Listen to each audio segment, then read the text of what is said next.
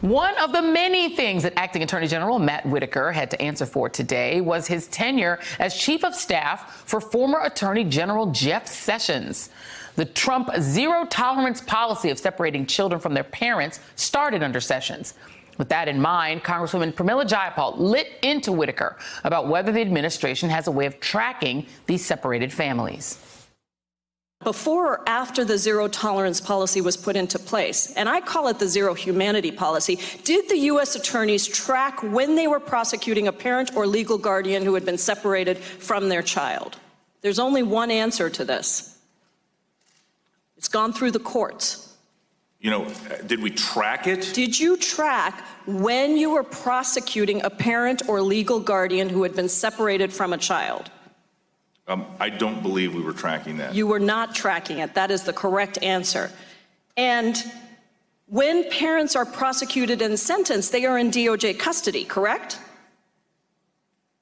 Correct. Their custody is transferred to the U.S. Marshals. So these parents were in your custody, your attorneys are prosecuting them, and your department was not tracking parents who were separated from their children. Do you know what kind of damage has been done to children and families across this country? Children who will never get to see their parents again. Do you understand the magnitude of that?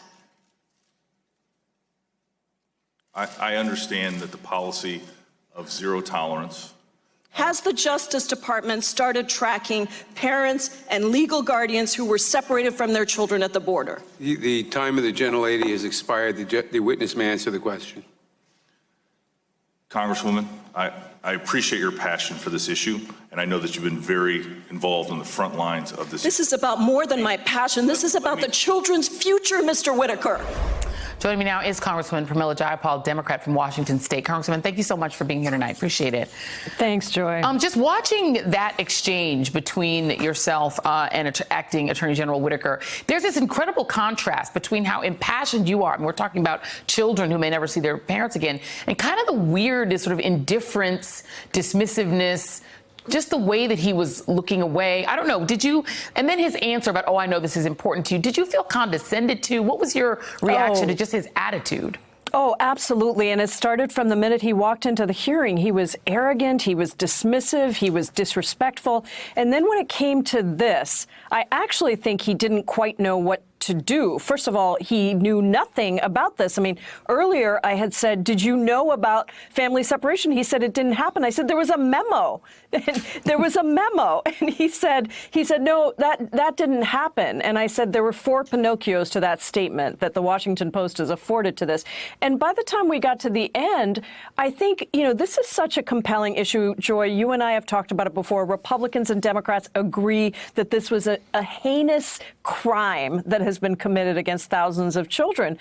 And I think he really didn't know what to do. And so he tried to be dismissive and say, oh, well, I respect your passion, which is a way of saying, you know, you're getting kind of emotional about this. Yeah. And then I had to make it very clear that this is not about my passion. This is about the future of the children. And yes, you know what? I will say I am so proud that I am passionate about this, because anybody should be thinking about not only these children who don't get to see their parents ever again, but the children that were separated for months. And some of them, I watched them come together with their parents. I heard their parents say the kids didn't want to go back to their parents in some cases because they thought they had been abandoned. If we all don't have real passion, real commitment to figuring out what happened and making reparations, the U.S. government should make reparations for what we have done to these families. Yeah. And speaking of the idea of how long this has actually been going on, the great producers here found some sound from March of 2017, which a lot of people may remember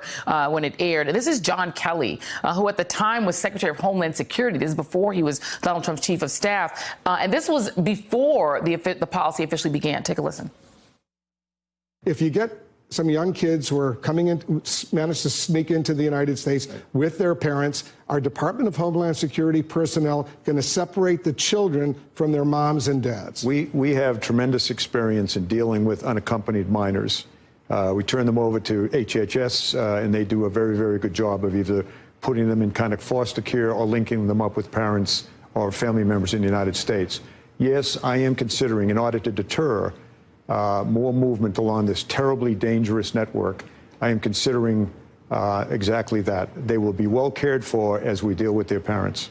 In the course of all that obfuscation that happened today, were you able to get an answer as to how long this policy has actually been going on and actually how many kids are actually still missing? Because we now know that there were probably many more than the 2,737 as of December 2018 who were actually separated, maybe thousands more. Well, you know, the Department of Justice is only responsible for the prosecutions.